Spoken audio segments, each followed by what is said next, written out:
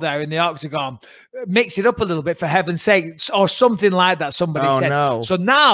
So now I'm putting myself under this insane pressure to ask a different question every time. And I swear to God, there was a couple of occasions where I'm in there, I've walked in and I need a custom earpiece because the earpiece keeps falling out. Of course, the producers are in your ear, and if you're getting a little stuck, they'll help you along. Right. But every time I walked in the octagon, it slid out my ears because I was sweating like crazy in that arena. In Brazil, it was fucking hot as hell, man. We got a suit on and all the rest of it. But I swear to God, there was a couple of occasions where I'm standing there and the referee's raising the hands, and I'm like, I am seconds away from having to open my mouth, and I have no idea what my leading question is going to be because I didn't want to repeat myself. What was the question that you repeated? You looked amazing there, blah, blah, blah, blah, blah. How does it feel? And someone's like, oh, Bisping again with that. How does it feel? I'm like, fuck. Okay, don't say how does it feel. I'm like, well, if you don't want to ask them how you're feeling right now, what do you ask? Oh, was that the game plan? Was,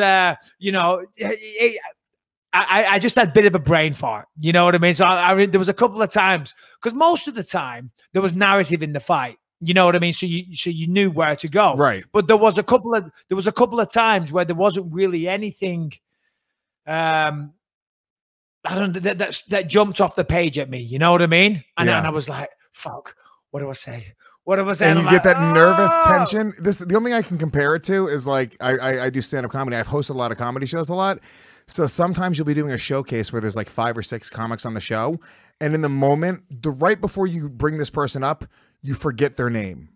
You have a brain fart where you go, oh my God, I don't fucking know this person's name. And I'm going to embarrass that person. I'm going to embarrass myself. And this is 200 people in a crowd. This is not millions of people eventually watching around the world, hundreds of thousands of people live, and then another 20,000 people in the stadium.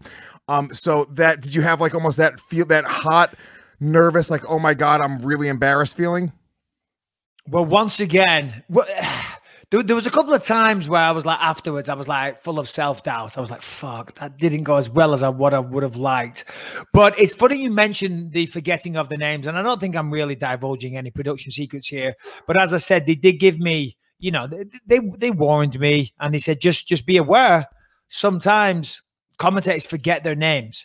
He said, especially, if it's new guys, it's their UFC debut, and you're walking out there in front of a crowd, and then all of a sudden, your mind just goes blank. So they said, maybe write it down on a piece of paper or whatever. But fortunately, that wasn't a problem.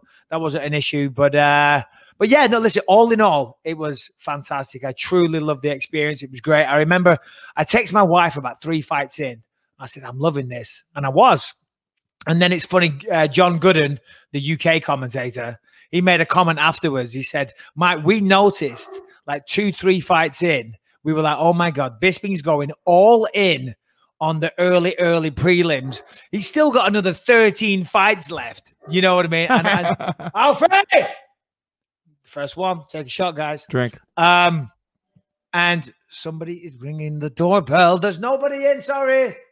They're probably like, there is somebody in. I just heard you. Go away. I'm doing a podcast. Can't talk right now. And don't ring the doorbell. Where was I? You were saying they were saying you were a few fights in. You still had the actual broadcast, the main card. Broadcast. So next time I will pace myself a little bit, because I must admit 2/3 of the way through, whilst I was loving it, and it's true, it is the best seat in the house. I just hit a wall, and my energy just slumped majorly. So, but yeah, first time, absolutely fucking loved it.